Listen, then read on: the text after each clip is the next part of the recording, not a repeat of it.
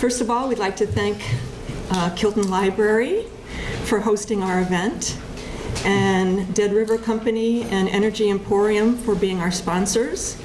I would also like to thank Hypertherm, who printed out 150 postcards and chopped them up, which was very generous.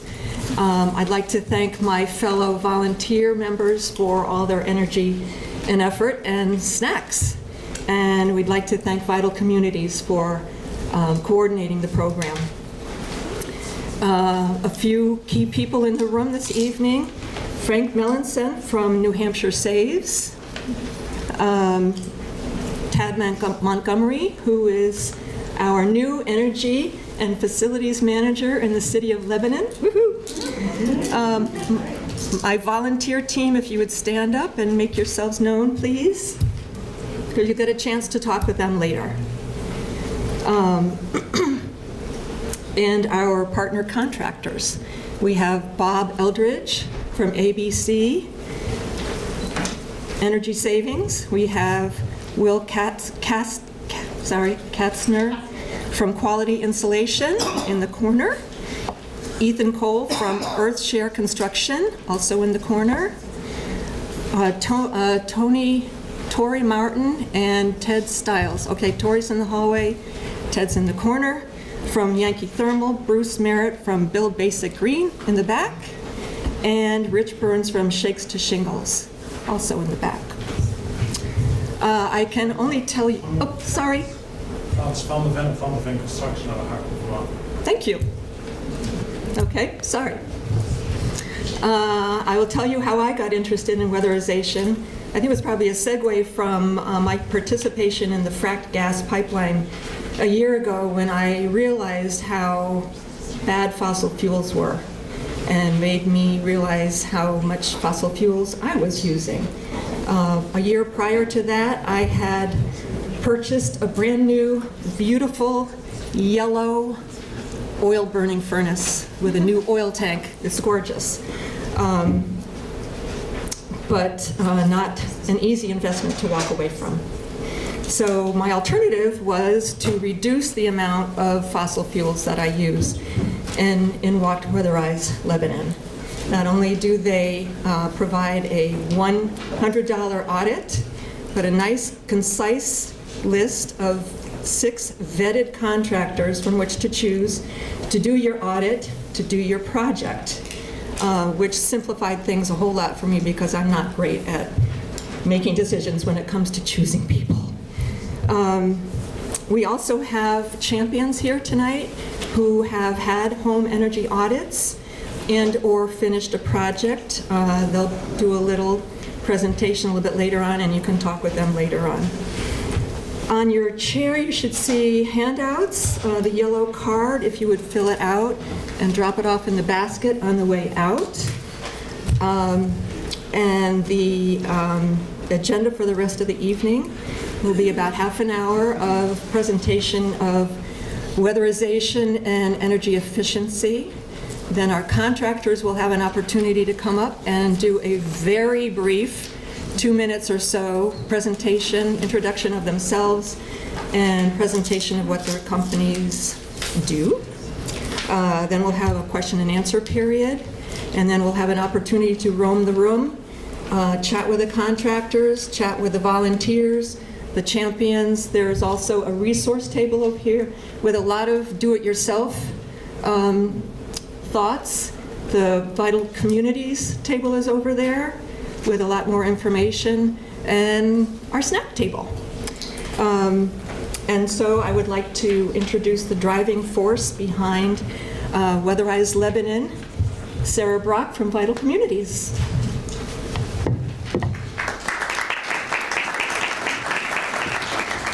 Thank you, Lynn. So if at any point in this presentation you can't hear me, just wave frantically and I'll yell louder. But is everyone able to hear me currently? Great, okay. So, welcome. As Lynn mentioned, I'm Sarah Brock. I run the energy program at Vital Communities. And before I go any further, just a quick question. Who is already familiar with Vital Communities? All right, most of you. So as you know, we're a nonprofit. My office is just across the river in White River Junction, and we serve a 69-town region centered around Lebanon and Hartford. And we take on issues where a regional approach and an independent voice are essential, which is why I'm here tonight trying to help you save money on your energy bills. But we also work in a whole range of issue areas beyond energy. And if you're curious about that, you can grab one of our newsletters at the table. You can check off the box on your yellow card if you want to get newsletters from us by email, and you can come talk to me when the presentation is over.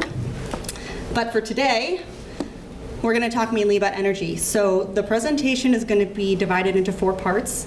I'm going to start with a little energy efficiency 101, just to make sure that we're all on the same level of understanding around what we're talking about when we talk about weatherizing your home.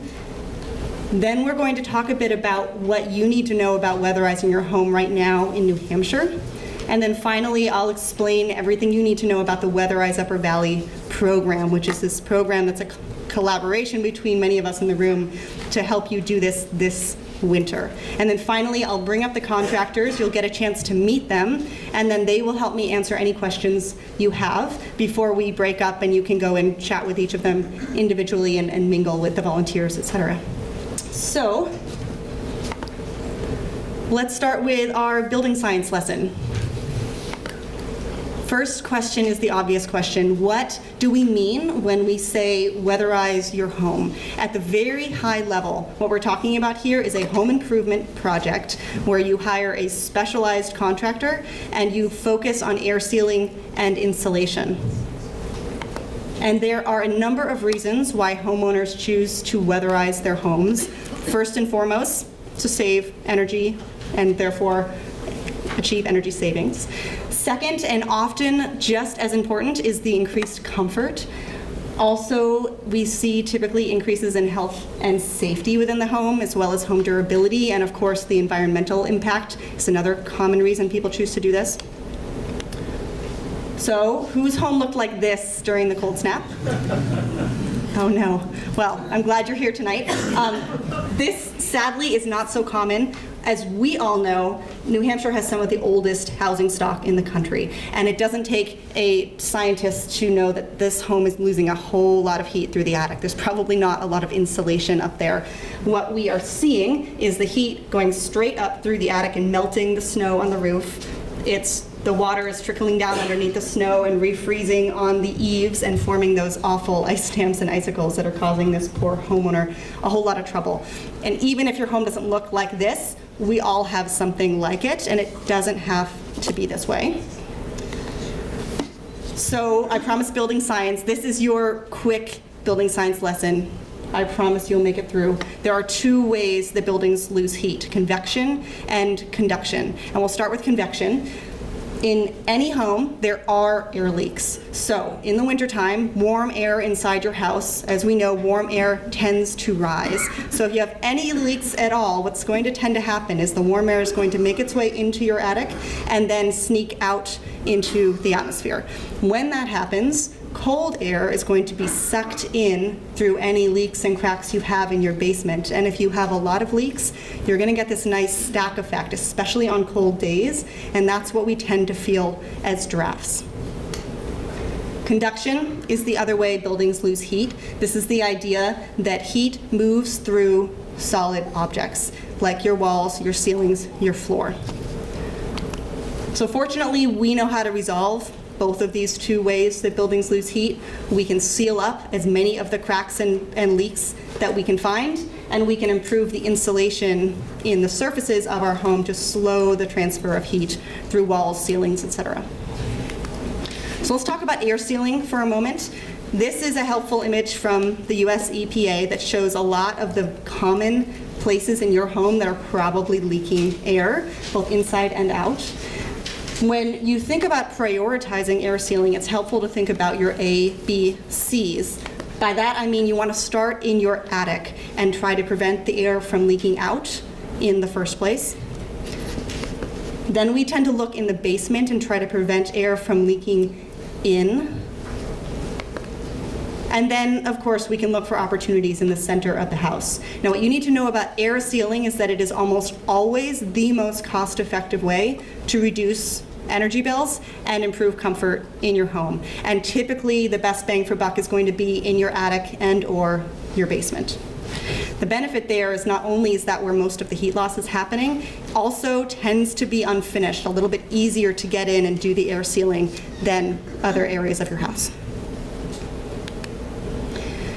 So, we talked about conductive heat loss and how more insulation is the way to deal with that. When you get your quote, your report from your home energy contractor, the 3 kinds of insulation you're most often going to see listed and recommended are rigid foam, spray foam, and cellulose. And there's examples of all 3 of those up on the screen here. We'll start with this picture. This is a contractor who is blowing in cellulose insulation. Now, cellulose is basically ground up newspaper that's got some borate in it to discourage animals from setting up camp in your attic or basement. In this case, this contractor has probably removed some old, ineffective insulation. In most of our houses, we're talking those pink fiberglass bats, which over time get compressed and wrinkled and don't do the job they should do. So in this case, he's taken all that out. He has air sealed everything he can get his hands on to prevent air from coming up through that attic floor. And now he's blowing down a nice fluffy layer of insulation on top of that. This is another example of cellulose being used. In this case, this contractor probably discovered that there was little or no insulation in the wall cavity there. So what he's done is he's removed a clapboard from the outside of the house, and he's drilled holes in between each of the studs, and he's now blowing cellulose in to fill that entire wall cavity. Up here is an example of spray foam being installed in someone's basement. So spray foam typically is a bit more expensive. However, there's a few perks. For one thing, if you're using what's called closed cell spray foam, you can actually air seal and insulate in one fell swoop. The other benefit of spray foam is that there's a higher insulation power per inch of insulation. We call that a resistance value or an R value in the industry. So especially if you've got tight quarters, you can get more insulation power, more R value per inch with something like a spray foam.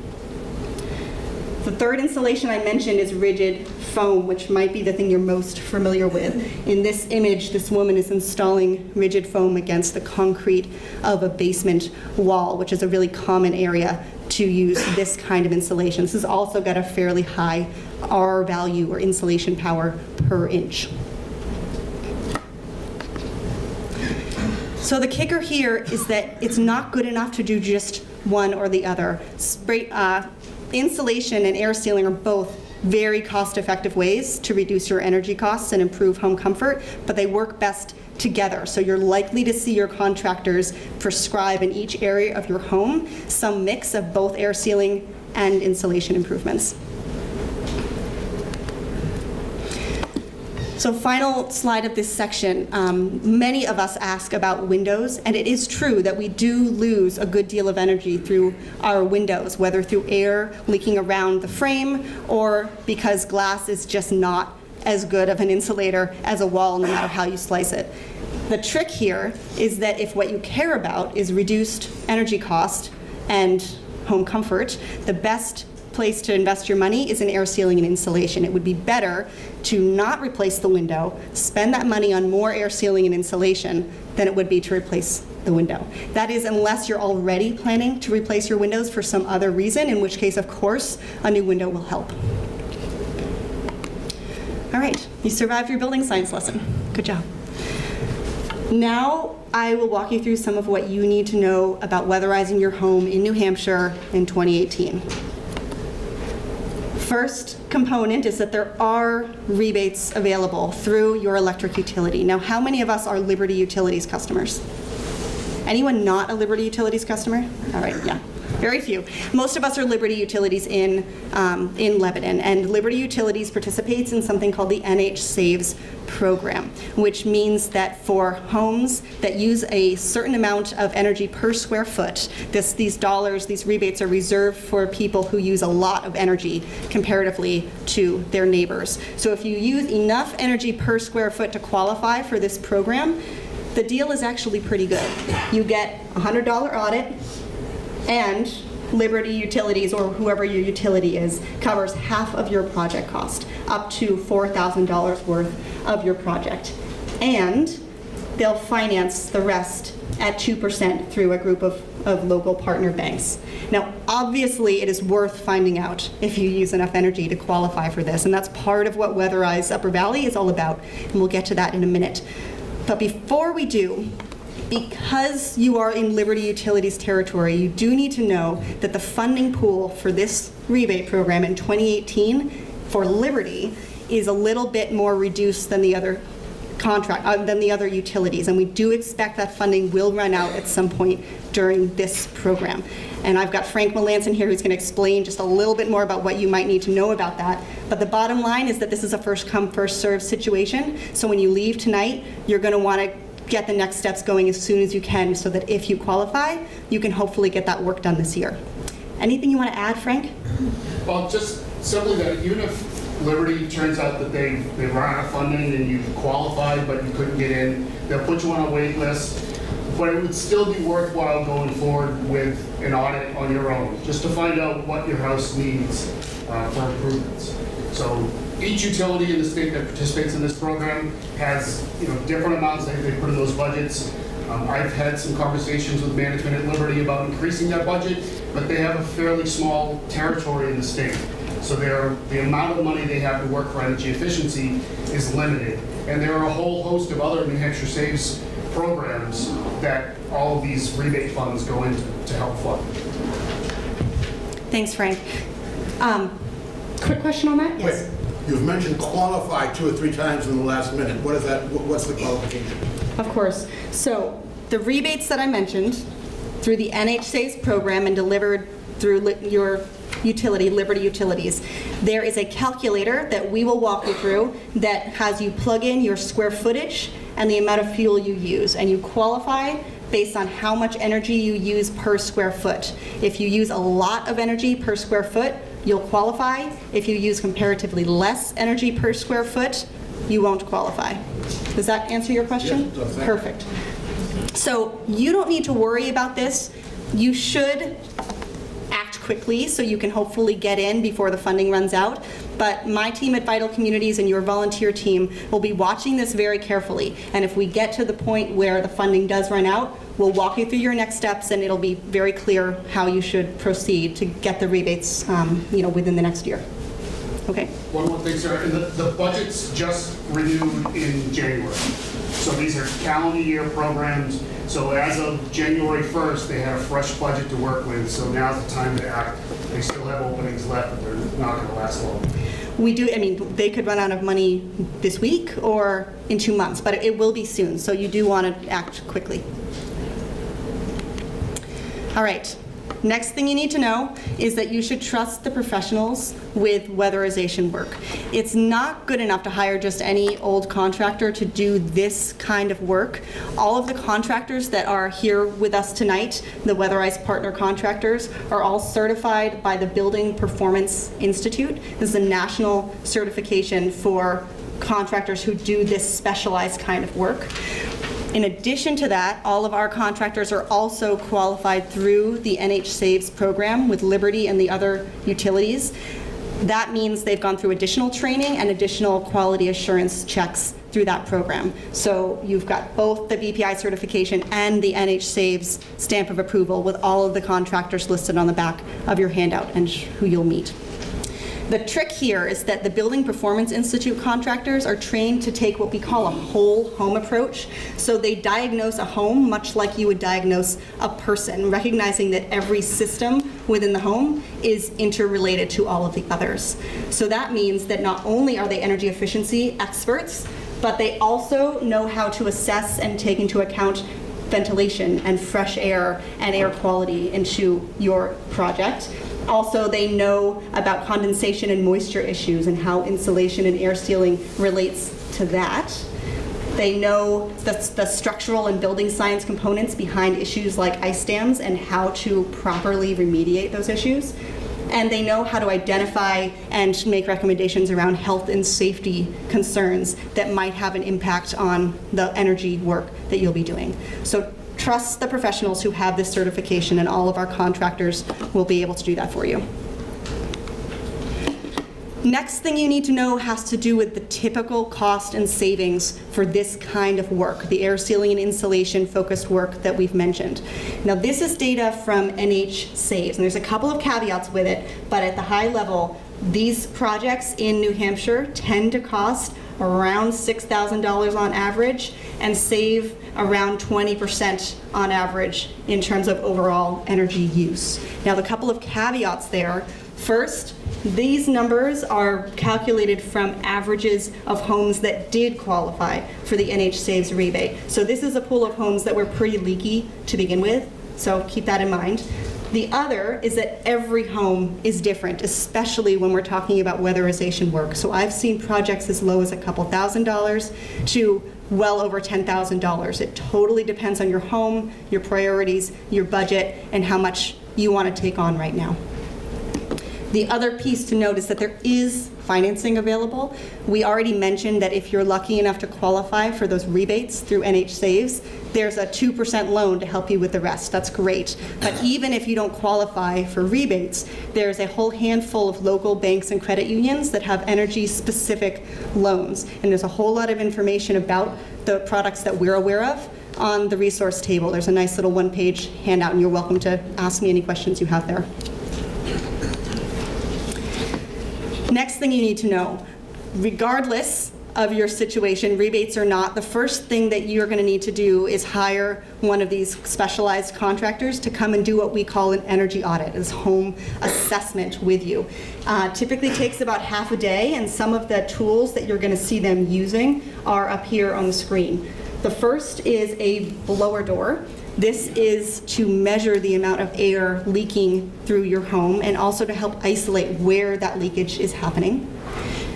The second picture here is measuring the amount of air that's being moved by a bathroom fan. That's part of what your contractor may do to assess the ventilation and fresh air component of your home.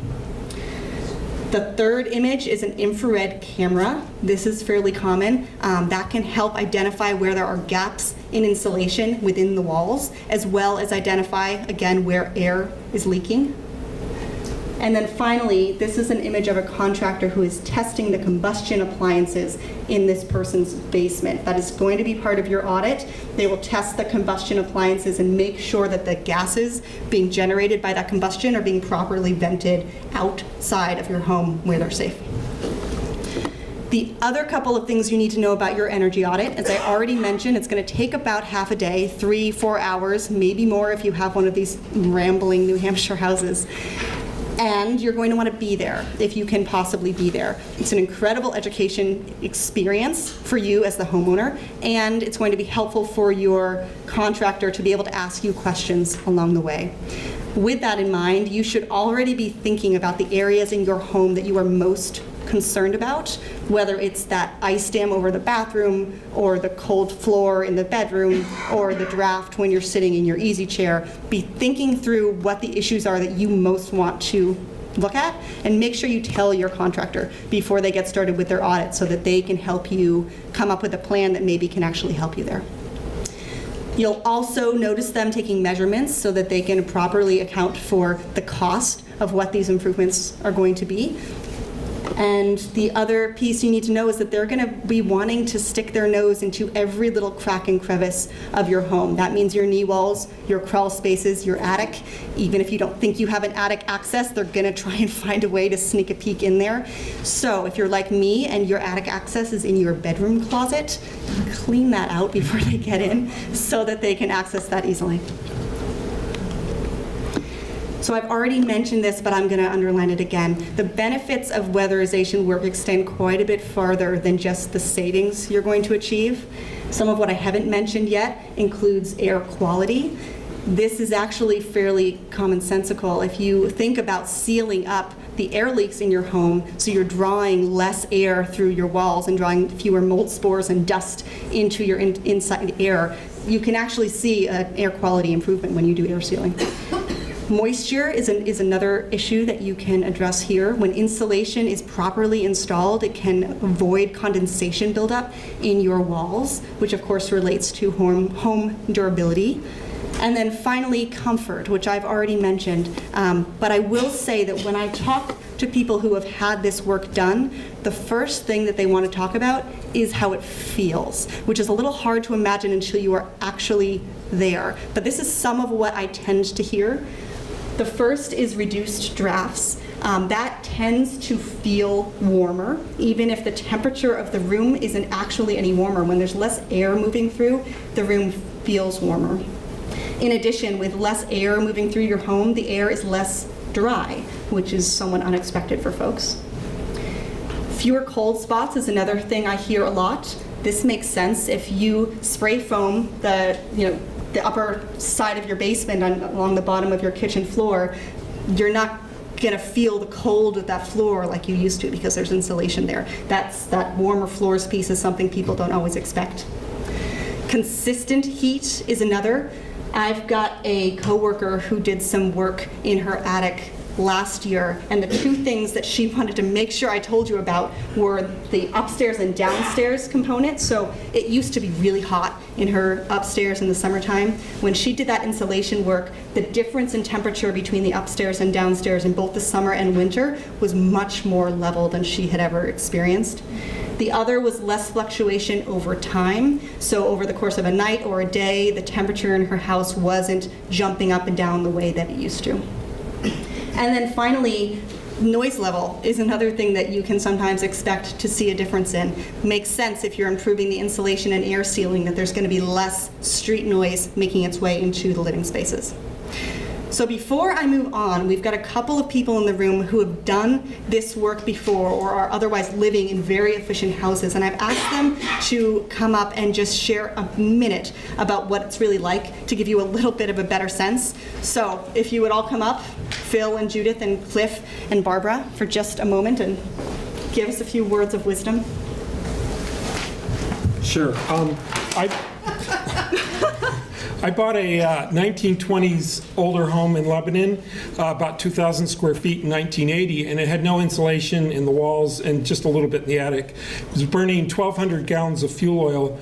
We insulated the walls and the attic and weather stripped and sealed some, cut that to 600, but we continued to work at it, and after some blower door test and additional air sealing and insulation, we've cut our energy use to under 300 gallons a year for 2,000 square feet, and then converted to pellets, and it's really comfortable now. So that's a key thing. Thank you.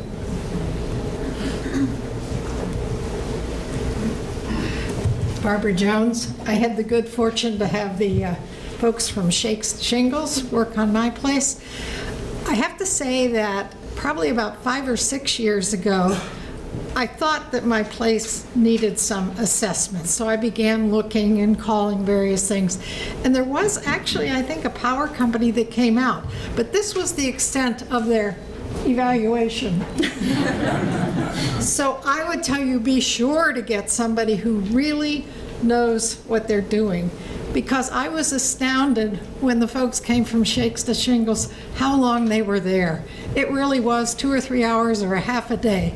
They do put in the blower door, and you should be there because they had the handheld infrared detector, and places that I was sure were a problem really were not nearly as bad as other places that I had no idea were a problem. So that's really my key. Be sure to get a very good qualified person. And I've got pictures of the icicles of my neighbors' houses that I don't have anymore. And if you want to talk to me about any part of the thing, I'm happy to talk about it. Thank you, Barbara. Hi, I'm Phil Bush with Judith, live here just 2 blocks up on Mack Avenue. We didn't do a Weatherize project, and the reason is that what we did was build a high-performance home a couple of years ago. Foot-thick, compressed cellulose walls, and I guess what I'm here most to attest to is this. The comfort in the house is amazing. The consistent heat throughout, and the fact that we can be comfortable anywhere in the house at any time. We put some solar panels on our roof, so we are heating with an air source heat pump, or a mini split sometimes called. Delivers beautiful heat to the house. So I think that's it. Thank you. These guys are going to stick around for us, so pepper them with questions after the presentation. It's a great resource. Also, the houses stay cooler in the summer too, which is a great thing. Yeah, for those who couldn't hear, the impact in the summer is noticeable as well as in the winter, which I think most of us forget that it does get hot and uncomfortable in the summer in New Hampshire. All right, so I just want to touch on a couple of alternative approaches. There's a whole lot of information about things you can do yourself for low or no cost on the table over here. There's also a whole lot of that same information on our website. So if you're a do-it-yourself kind of person, I'd encourage you to explore that. We're also fortunate enough in our region to have a nonprofit that will train you in how to do-it-yourself weatherization work. And they train you by letting you help weatherize other people's homes. So anyone familiar with Cover Home Repair? I thought so. So there is a little checkbox on your yellow card if you'd like more information about volunteering with Cover. But they send crews out on Thursday, Friday, and Saturday every week through the winter to the homes of people who have trouble doing the do-it-yourself work themselves and could really use some help getting their fuel costs down. And they bring a blower door and they bring an infrared camera, and with a trained contractor and a team of volunteers, you do a whole lot of good in their home over the course of a day and learn a lot that you can then apply in your own home. The other thing to note is that there are income-eligible programs in New Hampshire. In our region, they're run through the Southwestern Community Services in collaboration. Yeah. This is actually Grafton County, so that'd be Tri-County. Tri-County cap. I'm sorry, that's my fault. We're running, so the other thing I forgot to mention, there are 11 towns going through this program right now, including Lebanon. So there's a group to your north, then several in Vermont, and a group down in Cornish and Plainfield. So ignore this, it's Tri-County cap. In collaboration with Eversource. So for anyone that's got a lower income, there's information about what the cutoffs are on the website, or you can talk to Frank afterwards, and you can get free weatherization services if you are below that income cap. There's often a wait list, but it's worthwhile for those free services. All right. So now we're going to walk through the Weatherize Upper Valley program, which is our time-sensitive opportunity to get some of this work done this winter. The first thing you need to know is that this program is 100% a team effort. Lynn introduced most of the team players earlier, but you've got an incredible volunteer team from the community here in Lebanon. We've got a team of 6 contractors who you're going to meet who've all agreed to the pricing and the terms and to be available for you. And of course you've got my team at Vital Communities, myself and my colleague Paige Heverly, who are the energy program over there, and then the team at NH Saves, Frank, and then the folks at Liberty and other utilities who run this NH Saves program. We are all here at your disposal for these next couple of months to make this easier for you. So let's talk through those program perks. Most of this is outlined on your handout, so you don't have to take frantic notes. Basically, this boils down to a set cost for an energy audit, set costs for the work itself, and a really great team to help you do it. So let's start at the top. We've got a team of contractors, and as I mentioned, they are all qualified, both through BPI, Building Performance Institute, and also through NH Saves, which means they can help you get those rebates if you should qualify. We also have worked with them to ensure that everyone in Lebanon for this winter can get a $100 energy audit. Now, as you heard earlier, if you're lucky enough to use enough energy to qualify for the NH Saves program through Liberty Utilities, you'll get a $100 audit anyway. But during this winter, even if you don't qualify for the rebates, you can also get a $100 audit. And that is something you would typically pay $400 or more for, so this is actually a really good deal. The third point up here is the consistent pricing. Now, if you're lucky enough to use enough energy to qualify for the NH Saves program, the utilities that are behind the NH Saves program have fixed the pricing of those projects to help make sure that they achieve their cost effectiveness requirements. So if you're in the NH Saves program, you're already dealing with fixed pricing. What we and our team of contractors decided is that we can give all of the rest of us who don't qualify for the rebates set pricing as well, specifically for this Weatherize program. So if you don't qualify for the rebates, and I am one of those people that doesn't qualify for the rebates, there's many of us, the contractors have all agreed to give us all consistent pricing based on that NH Saves pricing plus 10%, which is how we were able to negotiate that $100 audit and that consistent pricing. Now, we see a whole lot of pricing as vital communities across both sides of the river, and the NH Saves pricing, even plus the 10%, is a very good value. So you can feel confident in what you're getting, and you can also know that contractor to contractor, you're going to see the same pricing. We can save questions to the end unless it's a quick one. Okay. It's very quick. Okay, go for it. When you talk about consistent pricing, you're not talking about the audit cost, you're talking about remediation costs. Both. So yes, I am talking about remediation costs. So the audit is $100 for everyone. The remediation costs are also fixed. There's a very long, complicated spreadsheet that details exactly what every measure is going to cost per unit. And that is what this is based on. So you'll get the same from everyone. Thank you. Yeah. All right, the fourth point here is the support, which I think is often underestimated. Your volunteer team, my team, and the NH Saves team, none of us have skin in the game. We're just here to help you. So we're going to be following your progress through the course of this next few months, making sure you have what you need and have what you need to make a decision that's right for your home. So use us, call us. This is a huge benefit of the program. And finally, there is a prize drawing at the end of all this. So as you'll see in a minute, there are some deadlines for when you need to sign up and when you need to get your projects committed to. But if you do commit to a project with one of these contractors, by the end of May, as you'll see, one Lebanon resident will win $500 towards the cost of their project. So be sure to meet that deadline. All right, so how to participate. Your first step is easy, and it's just filling out that yellow card and putting it in the basket. Now, if you already signed up for Weatherize, you can fill out the card again, and I will send you another email with your next steps, so it'll be at the top of your list, rather than having to dig through your email. That next step is going to be to fill out a questionnaire. And anyone who's got internet access and a computer, you're going to want to do this online. If you don't have access to a computer or internet, come find me after the presentation. I've got a paper alternative for you. You're going to want to do a little bit of homework before you start your questionnaire. There's 3 things you're going to need, and all of this is detailed on the website that I'm going to link you to after tonight. The 3 things you're going to need are your square footage.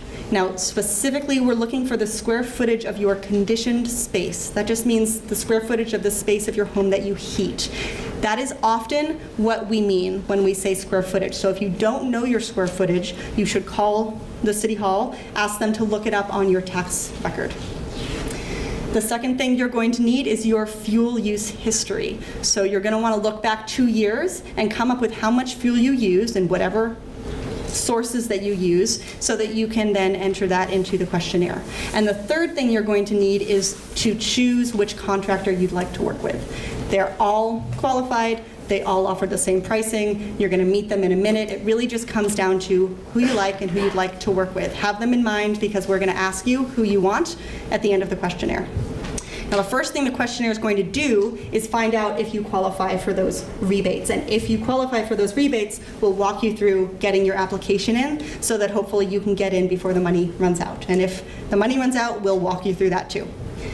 If you don't qualify for rebates, we will connect you directly to your contractor, and they will reach out and schedule that audit. And either way, once you finish your questionnaire or submit your application, your next step will be to get a call from your contractor and schedule that home energy audit. Yes? What was the third step? Oh, no problem. So square footage, fuel history, contractor. And it's all listed on the website, so you don't have to memorize that. It's going to be in the next steps that I send you after tonight. The other piece I forgot to mention is that there is a deadline for this.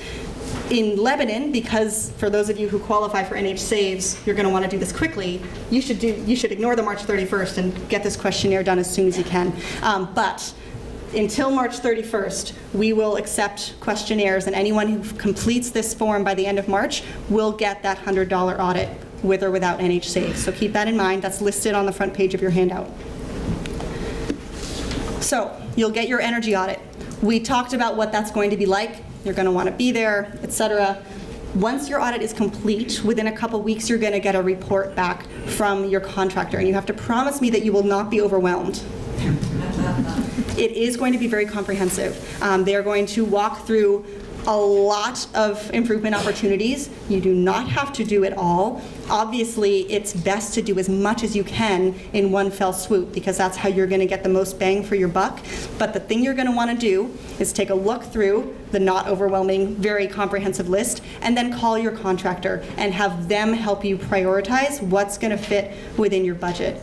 And keep in mind that there is financing available. For many of us, it's going to be hard to swallow sinking all of our savings into this, but maybe you can do just that little bit more if you get one of those energy-specific loans and can get your savings up even more. So consider your options and let your contractor help you prioritize.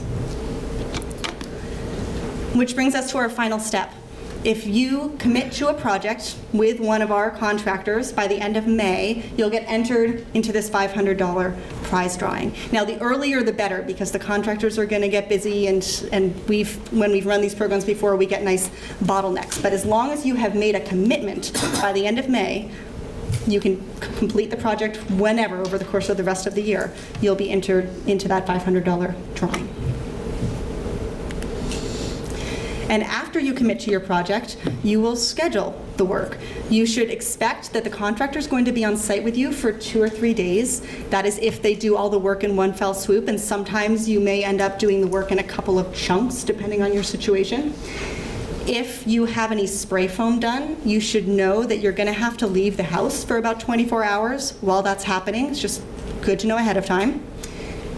And then once your project is complete, you just start saving and enjoy the increased comfort. The other thing you should know is that if you are part of the NH Saves rebate program, you don't have to pay for the whole project and get the rebate back. The utility will pay your contractor directly, which is a whole lot easier. They'll also handle most of the paperwork for you. So if you're fortunate enough to use enough energy to qualify, it's a pretty seamless process. Final comment is the website. The website is listed on your handout, and it is your go-to resource. It's got a whole lot of information about weatherization, do-it-yourself and otherwise, as well as the link to the questionnaire and your next steps, as well as the contact information for all of the contractors, my team, your volunteer team. So when in doubt, check the website and then give me a call, and I'm more than happy to help you with whatever you're struggling with. So, with that, I would like to invite all of the contractors to come up and join me at the front, if you don't mind. And we are going to let them all spend just a minute or so telling you about who they are, so you know who's who. They are all listed on the back of your handout if you'd like to follow along. And then once they're done, we are going to let them help us answer any questions that you might have after that waterfall of information. So, want to kick us off? Sure. Keep it brief. Yeah, you always tell me that, keep it brief. My name is Bob Eldridge. I'm with ABC Energy Savings. I started in this career back in about 2010. I used to do pre-sales technical support for medium to large size companies, focused in security and storage. So at about age 50, I decided it was time to reinvent myself. And I kept looking and hearing about weatherization, energy efficiencies, and all that. So since 2010, I've been involved in this industry, did a career change completely. I also had just finished my master's in information technology. Putting into great use doing this now, but that's okay. With that, I've been BPI certified since 2011. Went through the same training class. I think, Ted, we were in the same class together? Yeah, it was a few years ago. With that. I'm also certified by the Department of Energy to do a thing called the Home Energy Score. And this is a rating for a home. It's separate from the Home Performance Energy Star. It's a totally different program. But it gives a rating to your home for like a miles per gallon like you would for a car. And this is important after you've done all this work and you're looking to sell your house, you can actually get a report from a Department of Energy that will show how your home rates in terms of energy efficiency. And that's now part of the Vermont and the New Hampshire MLS listing behind that. I also advise and consult in home energy management and security systems that are integrated now. So through one application, I can manage the energy of my home, I can manage the security of my home. It's kind of neat when I leave my house, I can click my away button. It will lock all my doors, it will close my garage door, it will turn the alarm system on and turn my heat down for me automatically. Again, that's part of my computer technology background, so this is the next phase on how to do that.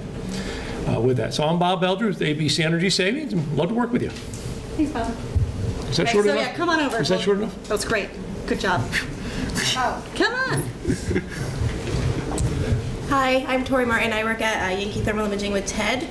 We are also a BPI certified contractor with the Home Performance Program. So I've been working with the company for about 4 years, Ted for probably about 5 or so. We also have experience working with the Seacoast Energize 360 campaign, so we are very familiar with these type of events. Thank you. And we'd be more than happy to help you walk through your project. Like Tori said, my name's Ted. I am one of the auditors for Yankee Thermal. I've been in this field since about 2008 or 9. I first got involved in solar and learned how to be an energy auditor. I was a full-time teacher, and after about 20 years of doing that, I decided I liked doing it so much that I wanted to do it full-time. So I've been doing it full-time, and really was encouraging to hear some of the stories of the people who have had work done. Those are the stories that really make it worthwhile. So look forward to meeting you and talking to you about your unique projects in your houses, and hopefully we get a chance to work with each other. And here's Rich. Thanks, Ted. My name is Rich Burns from Shakes to Shingles Inspection Service. I started out first inspecting homes in the mid-90s, and in 2006 I bought my first infrared camera and then a blower door, and in about 2007 I started working with the utilities in the energy programs. And it's primarily all we do now is we have 3 crews that go out and insulate and air seal homes. And we just pretty much put a plan together and then implement it. So it's a great, it's very enjoyable to do, and it's rewarding. So we look forward to looking at your house. Here's Will. These guys all know each other, in case you didn't figure that out. Hello, I'm Will from Quality Insulation, Meredith. I've been doing energy audits for about 6 years through the NH Saves program. I have 4 crews that I work with every day that do just the weatherization work. I work on old houses. It's a great, fun job. Get to save people money, make it more comfortable, like what's already been said. Love the opportunity to work on your house. Thanks. Hello, my name is Ethan Cole, Earthshare Construction. We're based here in Lebanon, and we're a full-service general contractor. I used to work for a few different local contractors, and I wanted to move in a direction of greater energy efficiency and sustainability, and started the company in 2011. Used to hire other third-party auditors, but it just made more sense to become an auditor myself. So in addition to new construction, renovations, remodeling, we do the whole scope of work. We also do weatherization, and it's just in line with the mission of the company, and really essential when you enjoy thinking about houses as a whole. And so it's fun to work with vital communities and all these great contractors. Thank you. Bruce did work on, helped me with work on my house before I became part of that program. And actually, Ethan did the work himself, and it was impeccable. Very, very good. We have no business relationship, but that's just the truth. My company is Build Basic Green. We're out of West Lebanon. Before I did energy auditing, for 20 years I built energy efficient houses, airtight houses, and then just sort of segued into this kind of work. So we do weatherization, we do remodeling, renovations, and if someone really begged us, we would build them a new house that would be energy efficient. So. Great, thank you. So I'm going to shut off the projector and have these guys stand all behind me here. All right, so we're going to try and answer questions without the mic because it's going to be a little annoying to pass. But if you can't hear, please speak up and we'll bring the mic back. All right, so project. Who wants to kick us off? This is our Q&A section. We have this incredible team of experts. Share with us your questions. Yes? One thing I wasn't clear on is whether you all both do the audit as well as the contracting work. You do the whole soup to nuts? Did everyone hear that? Yes. Okay. I do the audit with that. That's what I thought. Yeah. Yes, Do you want to just go down the line and explain how you do it? We do everything ourselves. I do the audit, crew does everything. The only thing that we have to spray foam the whole house, I'll hire somebody, but everything else we do. So, yeah, I do the audit. I work in the same building with the guys that be working on your house. We do blown-in material, spray foam, everything that you would need during the weatherization is all done by me and the company that I work for. Mainly asking with respect to the website, asking you to pick the contractor. Yeah. Are you picking any of these guys? If you pick the contractor, you're also picking the auditor, right?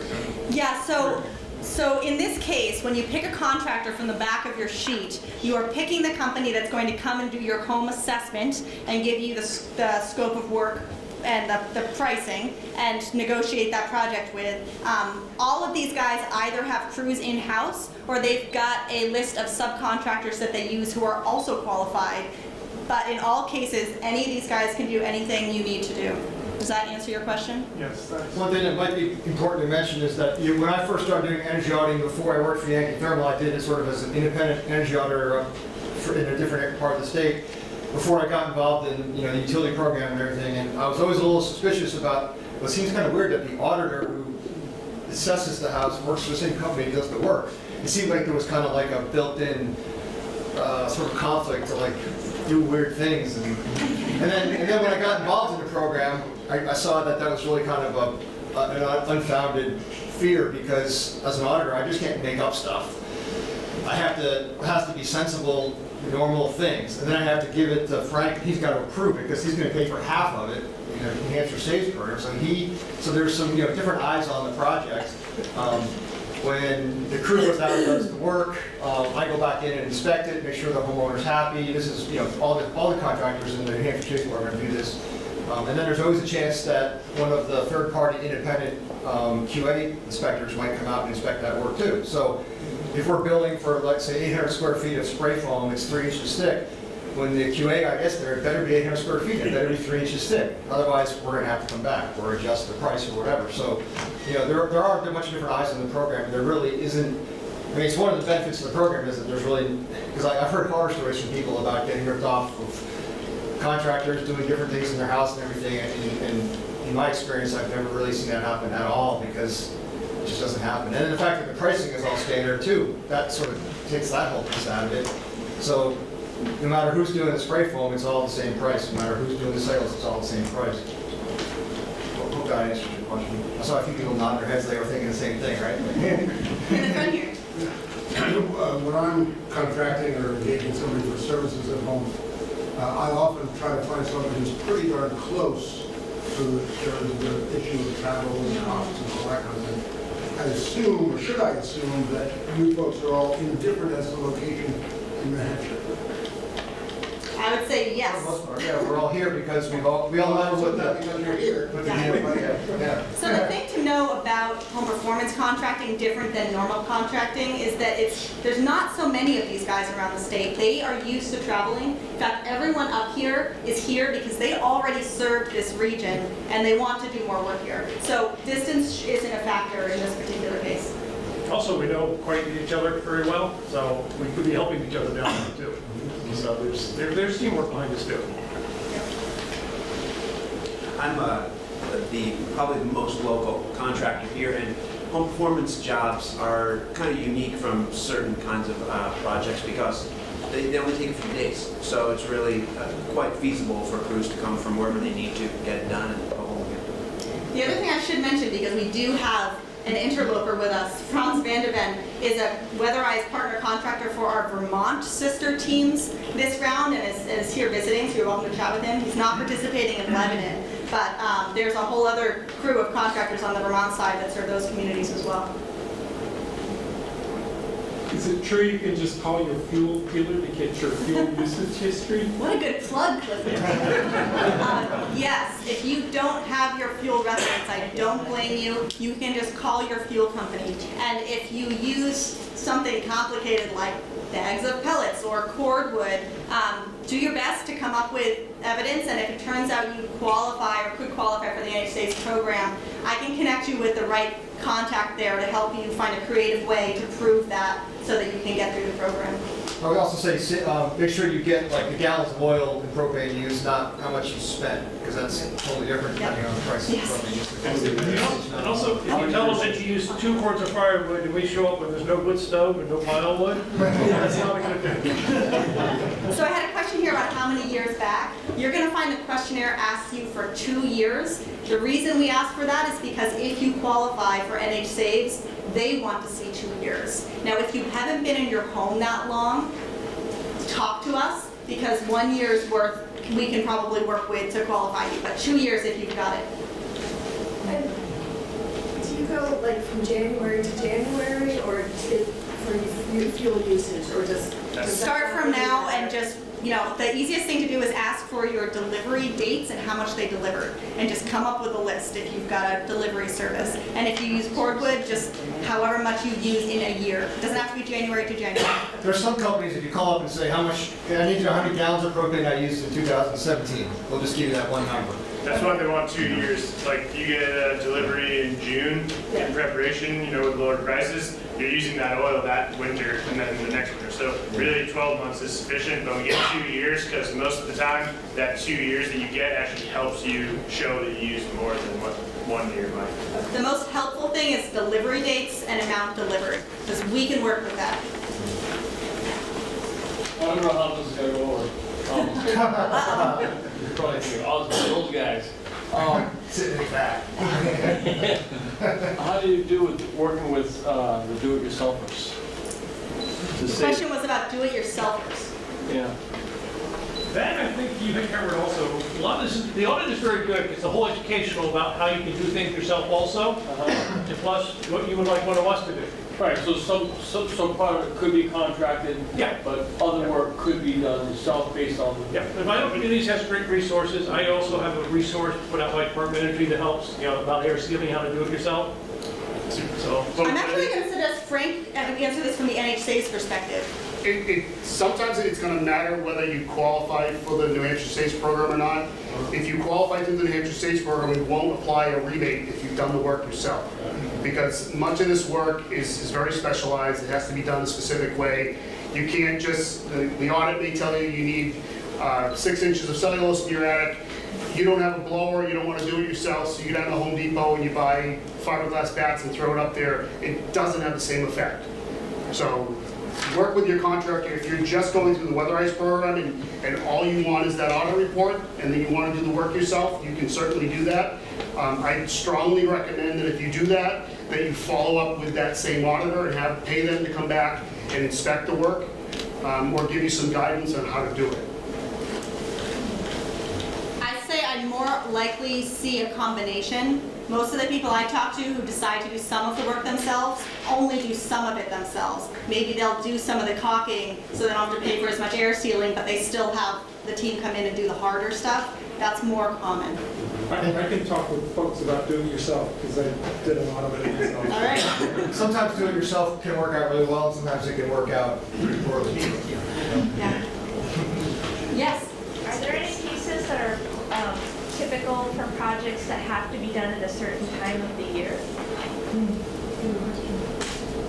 No, not really. I mean, we can do audits all year long. It can get a little tricky to do infrared imaging in the sort of the shoulder season sometimes, but you know, all summer, all winter long, we can do the audits and the work. And sometimes it can be hard to set up ladders, to dense packed walls from the outside if there's 3 or 4 feet of snow, but for the most part, stuff can get done all year round. Our crews like to get out to attics in the summertime, early in the morning before it gets too hot. There's creative ways to get around this stuff. The spray foam work though does have to be done, you certainly Yeah, that's- at a certain temperature. So sometimes if it's too cold, we can't spray because the material will start to change and that would be good. Can you use 2 years worth of fuel, 2 years worth of data from the year that you heated your house to a comfortable level as opposed to this year? Like 1976 and 1977. Good question. Like 3 years ago and 2 years ago when we actually were in. For the NHSA's program, the qualification really has to be on the most recent 12 months of usage. Simply because in order to apply that rebate funding, we have to prove that we're actually going to save you money or energy from what you have been using. So unfortunately, what falls out of that are the people who've been very frugal with their thermostat and keeping the temperature low and conserving. They may be just underneath that threshold, like Sarah. But the flip side of that same coin is like I have a customer right now who her house is right on the border of qualifying, and she just retired, so she's going to be in the house all the time now, and her daughter's moving back in with her baby. I'm like, well, geez, you're going to start burning through way more propane now. So just wait another month or two, and I'm pretty sure that's going to bump you up. She needs to be bumped up a little bit. So if you're in that position, you can get the audit now, and then see how things go in terms of qualifying. A couple months from now, things might change. These guys are really helpful if you are right on the line to help you figure out whether we could push you over. So that's We still do not encourage your windows open. It might be up to 62 instead of 60. I'll let that one go. So I have 2 questions. Number one, how does all this sealing effort impact radon levels? Does it affect it at all? Does it raise it, lower it? And then number 2, is there any long-term studies on health safety effects of spray foam, this new spray foam insulation? I asked that because I bought my first house back in the early 90s, but there was this big hullabaloo about all these problems with urea formaldehyde insulation that they were using prior to that. And it kind of scared me off on the idea of spray foam. I hear this stuff is completely different and will be much better and wonderful. So the questions are radon and spray foam. Who wants to take the first one? Radon, anytime you change the pressure in your home, you're likely to change the radon level. Can everyone hear him? So anytime you change the pressure in your home, you're likely to change the radon level in your home. For instance, if you air sealed at the bottom of your house, you have a negative pressure. And if you seal up the bottom of your house more and don't do anything at the top, that air at the top is still going to leave, and you're going to increase the negative pressure down at the bottom. So you're likely to pull, if you end up with a greater negative pressure in your basement, you're going to end up with potentially a greater radon level. So I'll leave the other questions to someone else. Do you have anything to add to that? Well, yeah, and the opposite is, it's definitely an area that's still being studied. Building science is always an area that's still being studied, but there is the idea, because pressure differences are what's driving the radon out of the ground. If you air seal the attic, you're decreasing the pressure differences, and that can potentially lower radon levels. I mean, no one ever says you should air seal your house to do that, but it's just something that could happen. No matter what, the basic fallback is you should get it tested, and you should probably get it remediated if it needs to be remediated or checked on. That's really the safest bet. If you know your home has radon issues, just make sure you tell these guys before they start their audit so they can keep that in mind. Sir, we have someone. We're still answering the question. Spray foam question. Just regarding radon, if anyone, feel free to correct me, but radon is not part of our scope of work. So it's something you're going to need to test for independently. If you know you're concerned about it, there's a lot of different ways to deal with it. Sealing the bottom of your house might make it worse. Sealing the top of the house might make it better. A lot of homes don't have a cement floor. They've got a dirt basement. So that's a good way for radon to get in. So by installing a vapor barrier, which is often a prescribed piece of a weatherization project to stop moisture from moving into your house. You can also stop radon at that point. So every house is different. You should look into whether or not you're concerned about radon, and then we can help you solve it. But we don't generally have a way to test for it unless, and you guys test for radon? Nope. I gave the spray foam quickly. In just a second, Phil, did you say there's someone who needs to leave, or do you mind if we just do another question, then we'll get back to the spray foam?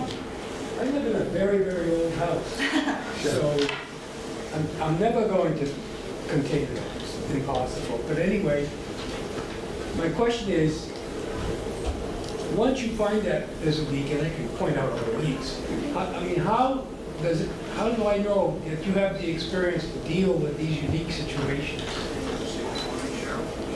I mean, you have crawl spaces. As part of this program, you have to be BPI certified energy auditor. BPI is Building Performance Institute. It's basically the standard in looking at houses, specifically old houses usually, in this program, the rebate program, and making sure that we're taking care of any cause and effect that can happen during that look. And that's a great example, like crawl spaces, wet basements. We don't just go in and start insulating attics and tightening up everything, leaving the basement wet, and trapping that moisture in the house. So everything is thought of before and after, and any cause and effects that might happen. Just give you an example. I don't want an answer now, just give you an example. We have a crawl space, okay? How do you insulate under the crawl space without ripping up the floor? So, If I have to stop ripping up floors. How much space is in there? Oh, it's plenty. There's dirt under We there. don't need 1 foot. it's situational. You need to look at. You need 3 feet for OSHA regulations, but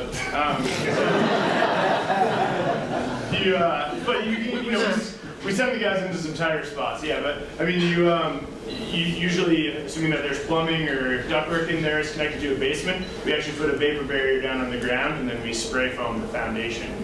But there's other ways. It's all situational. There is sometimes that it gets so tight you do need to rip up the floor, and sometimes you can't insulate the room above it because the floor needs to be ripped up. But you'd be surprised. Like you said, you'd be surprised at the areas that we can get into to fix. Yeah, when it gets to older homes, all of us are well qualified working on it.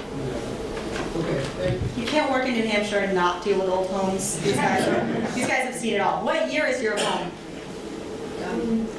What year is your home, Tony? 1810. Who's got it earlier than 1810? All right, you're not alone.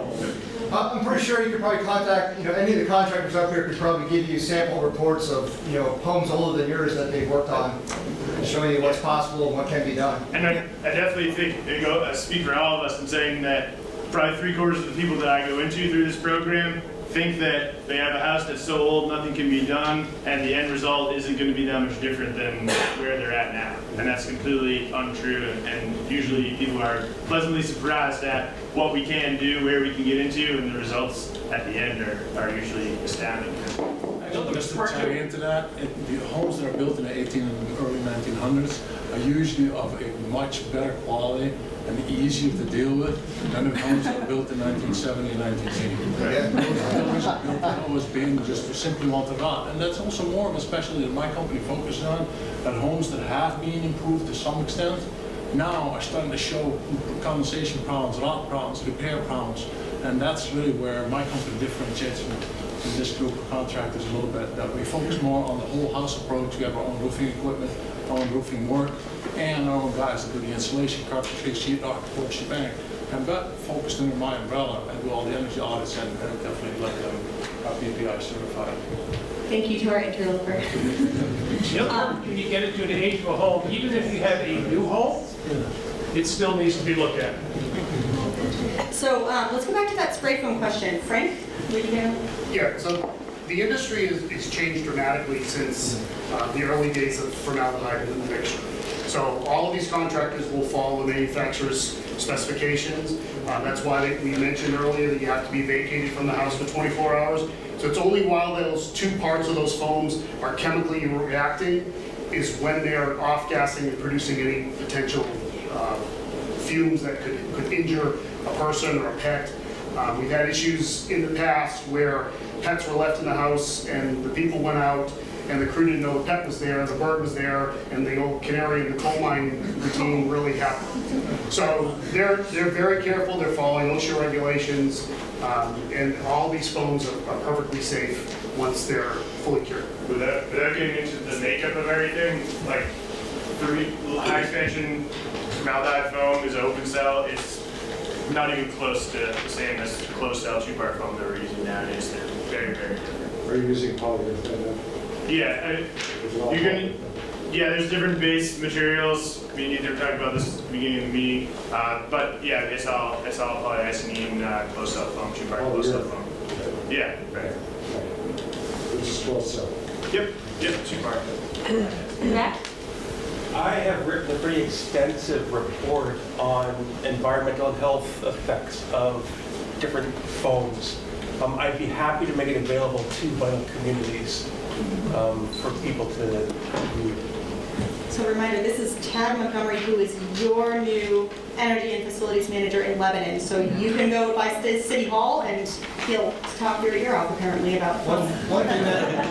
thing that is kind of scary about spray foam, at least in my mind, and probably yours too, is that, there's a joke in New Hampshire, like, what do you need to be a contractor in New Hampshire? You know the two things? You take up truck with a dog. It's kind of the same thing for spray foam. Like, any of you could get on Craigslist this weekend and buy a spray foam truck and go out and be the Acme spray foam company. I hope that no one ever asks you how many jobs you've done, because this is your first job, right? I mean, there are people out there that are doing that. None of us are doing that. If you're BPI certified and you've got a spray foam crew and you're in this program, then your guys are certified, they're insured, they're trained, and they know what they're doing. It's not their first rodeo. So, because I've seen I've given people like retail contracts for spray foam, and they look at it and, wow, that's kind of expensive. I got this other one from this other company, it's a lot cheaper. I'm like, yeah, it is, but it doesn't even say whether they're going to paint it to meet the fire code with the incandescent paint. It doesn't say how many inches deep they're going to spray it. And they look at the top and it says, like, hopefully I don't offend anybody, but it says Oregon. Like the pest people. I'm like, well, the pest people are doing spray foam? Or Scott, the turf people, are doing fertilizing lawns. Now they're doing spray foam too. Maybe they're doing a good job. I don't want to put anyone down, but I'm a little skeptical sometimes. And it's actually common for a lot of us to go into homes, do an energy audit, and actually see a spray foam job done incorrectly. Yeah. You can see spots that are actually starting to burn. And the chemicals used are changing rapidly. Thank you. More questions? Yes. Just a general one for you, Sarah, and that is this open to other communities besides Lebanon? Good question. Is this open to other communities besides Lebanon? So if you go to the website on your handout, there is a list of the towns that are currently participating in this program. There are 6 in New Hampshire and 5 in Vermont. The program in Vermont looks a little different than the program in New Hampshire. If you aren't one of those 11 towns, Lebanon is. If you aren't one of those 11 towns, you should contact me, and I can give you instructions on how to find contractors, how to learn about the rebates. This $100 audit thing may not apply to you, but there's still plenty of ways I can help you. New Hampshire States is statewide. There's a couple of towns that have their own municipal electric companies, right? Littleton and 1 or 2 other ones. There's 4 or 5 in the state, but it's any customer of Eversource, the National Electric Co-op, Liberty Utilities, and Unitil, as well as the 2 gas companies, natural gas companies in the southern part of the state. They all contributed to this program. So when Frank says this program, he means the NH Saves rebate program. Anyone in New Hampshire who's in those 4 utilities can access if you use enough energy per square foot. The Weatherize Upper Valley component is the part that's just those 11 towns, and if you're not, the easiest thing is to just talk to me and I'll talk you through your options. Yes? I just have a question about cellulose. I mean, when we start campfires, we use paper. So it sounds really good, but the part of me in the back of my mind is like, how do we prevent fire with putting cellulose all through the house? And is it somehow treated or? Yeah, it is treated, so it is fire resistant. Okay. With that. And it's also got a boric acid in with it, which ants do not like and other insects. And also, when Sarah was describing how they're like dense packing an exterior wall, you're actually filling that whole cavity so there's not air travel. So if you have like low framing, like with a fire, that fire can travel right up that wall. But if it's dense packed with cellulose, it's going to stop. There's plenty of studies that have been done nationwide that cellulose is, and modern cellulose has actually prevented fires from spreading in homes. It smolders. If you go, like you're really worried about it, there's some Well, it's just interesting in YouTube the ash videos. is a lot of Yeah. like airspace. Yeah. It's far from newspaper. Yeah, it's, I mean, the only time that it causes problems is when contractors do it incorrectly, like put up against a chimney pipe or something like that. But if you watch, there's videos like of cellulose smoldering, it's actually pretty impressive that how fire resistant it is. Yeah. And that's a good point, which all of us can probably attest to, going into an attic and seeing somebody put cellulose in there a year or two ago or 10 years ago, and it's right up against a hot flue pipe. We're not allowed to do that. We have to put a wooden barrier around it, keep it back, do fire clearances and stuff, so. Yeah. Good question for Frank. If someone qualifies for NH Saves, but the money's gone, can they still access that 2% financing?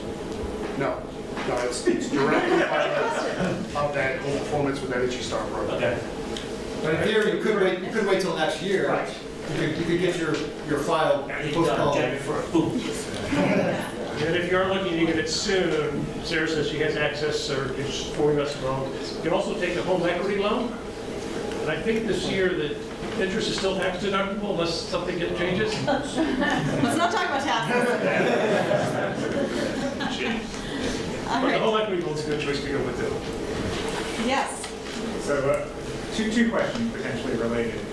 For the do-it-yourself homeowners who want to do part or all of their project on their own, does Vital Communities have something like a tool lending library to borrow tools or access to lower cost tools? And somewhat relatedly, after the work's done, do you guys come back and do any sort of re-audit, check with the RR camera to make sure the work is actually performing as it's supposed to? That's part of the, post-work is coming to do the testing, is when the blower door is brought back in, so we can verify the air reduction, we can see if any air leaks have been missed, big ones.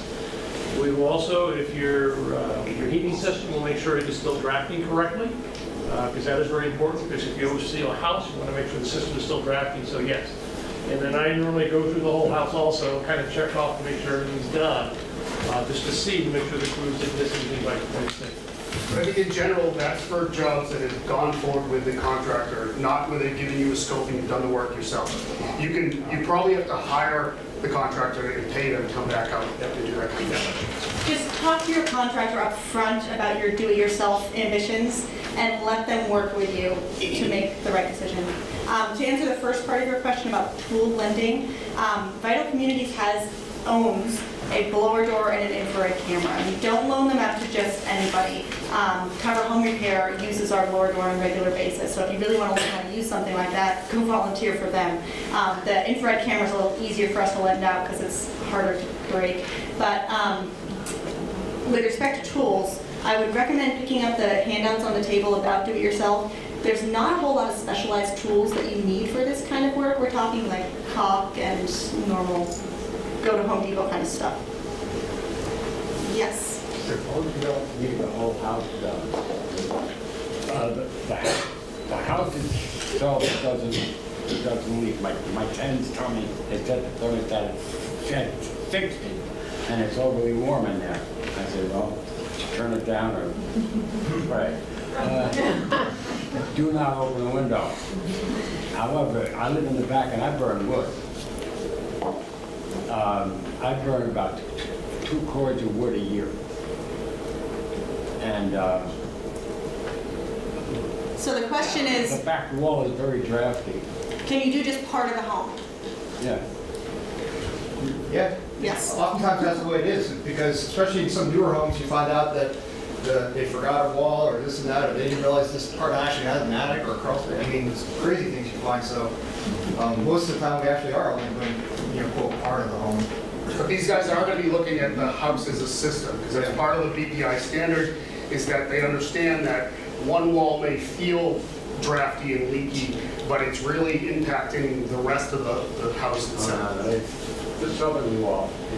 My office is right there, but I have to wear heavy socks in winter to fit my office. Thanks. Other questions? So many, we're running out of time. That's okay. In the back, yeah. One more. I heard you talk about the spray foam and cellulose. and the rigid, right? You guys don't use the fiberglass insulation? Very rarely, but sometimes. It's outdated. Doesn't perform nearly as well as all those other three materials. Not even close, really. You do Rodents love fiberglass. You can use it for sound bending, that's it. We generally discourage fiberglass because it really doesn't compare to the others, but you can ask your contractor about it if you're curious. So the bats you get at Home Depot, they're just antiquated. Yeah, pretty much. All right, just a couple more questions. Who hasn't? You've all asked. Anyone who hasn't yet asked a question that would like to? Yeah.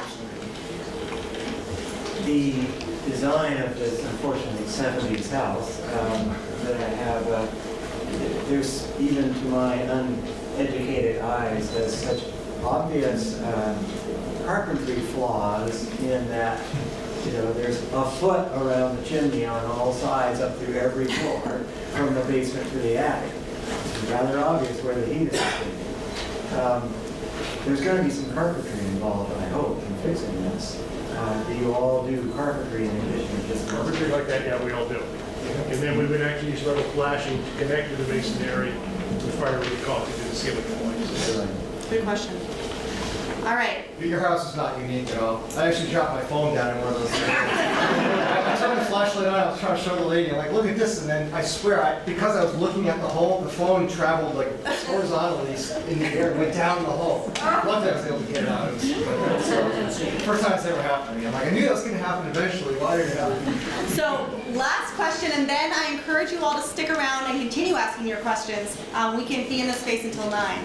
Yes? If you're considering a new project like a wood pellet furnace, should you do that before or after an audit? After. I wouldn't make any efficiency changes to your house until you talk to someone up here. Because they might give you some different, they might not be covered under rebates for that type of thing, but we all should have the general knowledge, to give you recommendations for your specific house, what works and doesn't work. I was thinking they would put some holes in and then... Well, you can coordinate whatever you're going to do a little bit better if you have an idea what you're going to do down the road with The installation. other part is what size is a pellet boiler for your house today? It's very air leaky. It's going to be a large pellet boiler. If you have the house weatherized and you learn how much energy it's going to use, you can then get the appropriate size pellet boiler for that home. But as these guys pointed out, coordinating them, I think, is essential. If you need a new furnace, you should figure out what you need and talk to whoever's going to install it, and they'll tell you where they're going to run the flue pipe. And you talk to your auditor and figure out what insulation is going to be added.